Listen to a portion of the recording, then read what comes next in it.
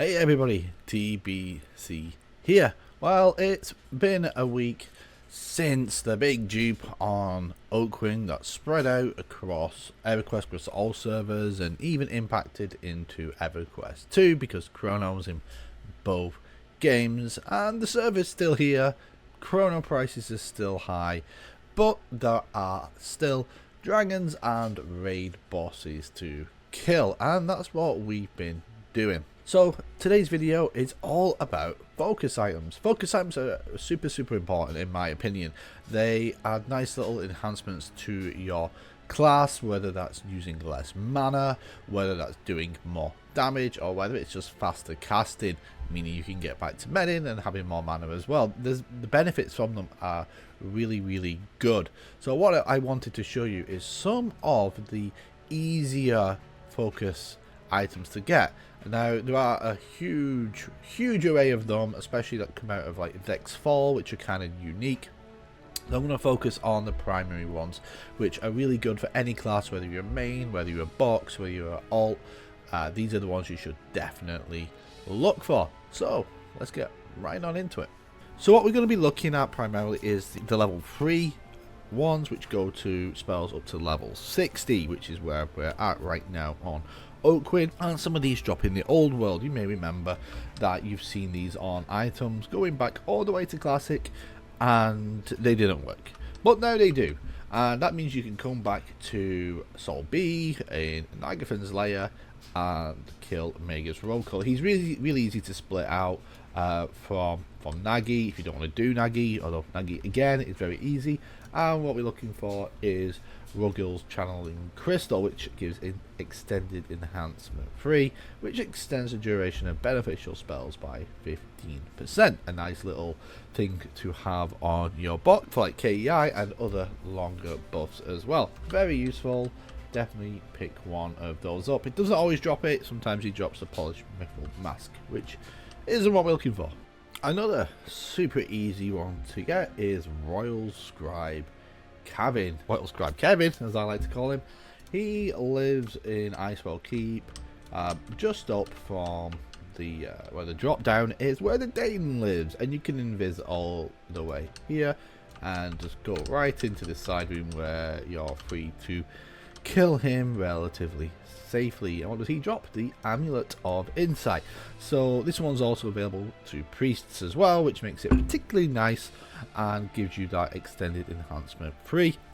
So all your Agos are all extended by 15%, really nice as well. All those Shaman buffs, Druid buffs, like Glades, all extended. So this is another nice one to get as well. That's relatively easy. Now this is one that you're gonna definitely want to do as a healer, or if you've got a cleric box, and that is coming down to the hole and either killing this dude, Sligsnick the Mighty, or Master Yale, and that is for the Idol of the Underking.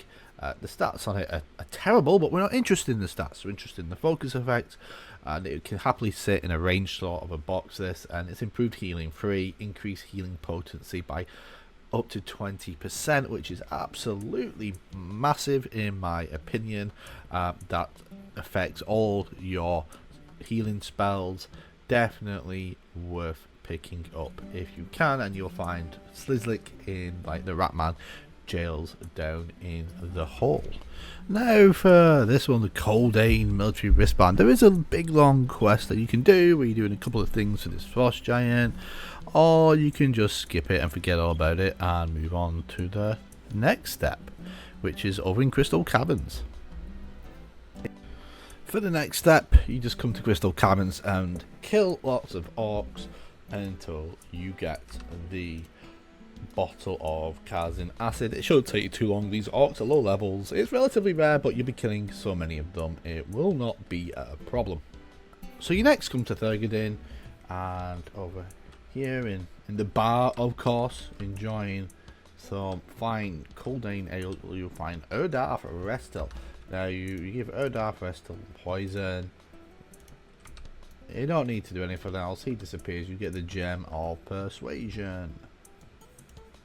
You next come back to our bro, the big giant, Tamer under the bridge of Tormat, so you give him the gem, and he gives you back this, the Giant's Gem of Persuasion. Now, a lot of things online say, oh, you have to give him back certain other things. You don't need to give him back the Wolf Harness, but I believe you can, so you give him that. You give him the Giant's Gem of Persuasion, and he gives you back this, the Giant's Harness of Control, and that's what we need. And what we'll then want to do is come on over to the Coldane, to the back. Well, what we want to do is come back on over to the Great Divide. In this southeast area, you will find the mine. These tunnels. These are our special tunnels that we come down. And there'll be some guards not to worry about. Whoops, wrong way. What we want to do is head to where Korth is. Good old Korth. It helps if I go the right way. So there's Korth Broken Hammer, and that's who we are looking for. And what we want to do is give Korth the Giant Control Harness, and then what will happen is wait for the Broodmother to come. If you kill Korth at this point, you won't actually get the wristband, so you do have to wait for like the quested version to come, and when it does, you're free to kill Korth Broken Hammer and get your awesome wristband. And the wristband itself is actually like really nice. It is definitely up there as one of the better focus items you can get relatively easily on Oakwynd or any other server during Velius or Luclin. Obviously the effect won't trigger until Luclin, and it's a nice one, definitely one I would recommend going and doing, because that Burning Affliction is really nice to have. For the improved damage free focus, there's no real kind of easy one to get. The probably easiest one to get right now is the White Dragon Scale Cloak, and you need the piece from Lady Vox, who you can probably do with 2 groups easily now in Luclin. And some jewelry items. You come see this dwarf over in Rathi Mountains, give him the stuff, get back the cloak. At this point you can probably just buy the cloak outright from the bazaar for about £1 now. For Affliction, haste, so meaning you can be casting those detrimental spells faster. The best one is probably Circlet of the Fallen Can, which is part of a quest line which has you going killing stuff in Dragon Necropolis, as well as Chaos. Dragon Necropolis is always a pain to go through, especially those tunnels. Free clerics is annoying in Chaos. There's a little bit you have to do before you even get to that point, so there really isn't any fantastic, I would say, group options for this one. Your best bet, maybe, and probably easiest way to get it would be the Bracelet of the Sky from Ishan, but again you need a raid force to do that. Of course you can kill Kata, Elsia Kata as well, who's a raid boss in Luclin, and relatively easy, well, completely easy I should say, who drops the Girdle of Magnificence. So I'd probably say it's not worth the time to get this, do this quest line. I would just wait and spend some DKP if you're going to be doing Elsia. So for the next one, you just have to come down to SSRA, and you will already have this if you're a raider. For enhancement haste 3, which reduces the spell time of those which reduces the cast time of those long-term beneficial spells. So really important one to get, because you'll be casting faster, and also one of the easiest. You'll already have it if you're a raider, because you will already be killing Emp. So good luck, and if you get this for a box, you already know what to do. The 2 commanders, the pouch, and the insignia, and there you go, there's your key. And you can come and say hi to Rag like me. Right, for the next one, this one's not important kind of whatsoever. It speeds up necros, and summoning their pet, so not something they'll be doing very often. And if you're saving a second, you know, what's the big deal? But it's a nice little belt on its own, especially for a box or an all, and you can get it in Fungus Grove on any. You can drop from any of these mutant dregs, these lovely looking NPCs.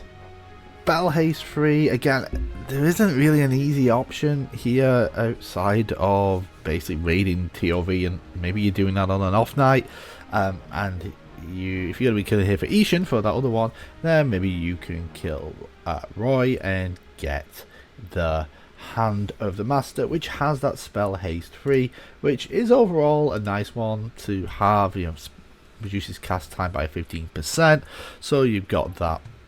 You'll be casting a little bit faster. If you like, also drop something as well, which has that. Obviously, much better item than what this guy can drop. But this is probably the easiest option. And if you can kill Ariana, then you can kill anything in this in North TLV really.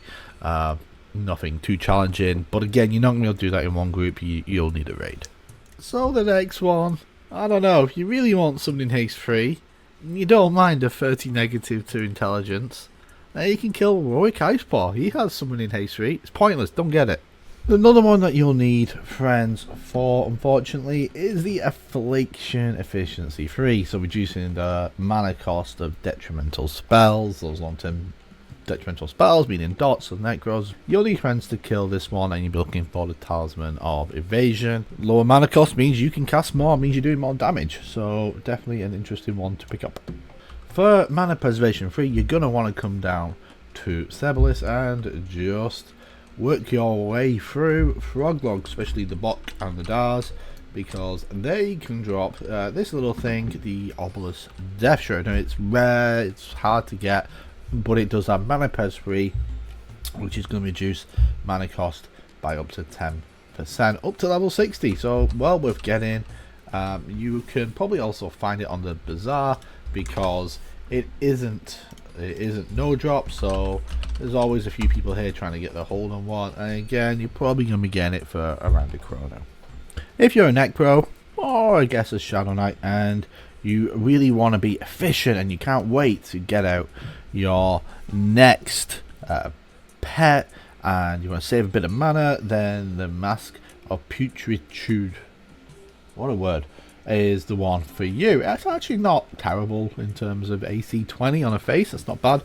A weird amount of charisma and intelligence. It's got mod to alteration as well, and you get that reanimation efficiency free. Servitor is technically a raid mob, however he is super easy. Like one group, 1.5 groups, no problem.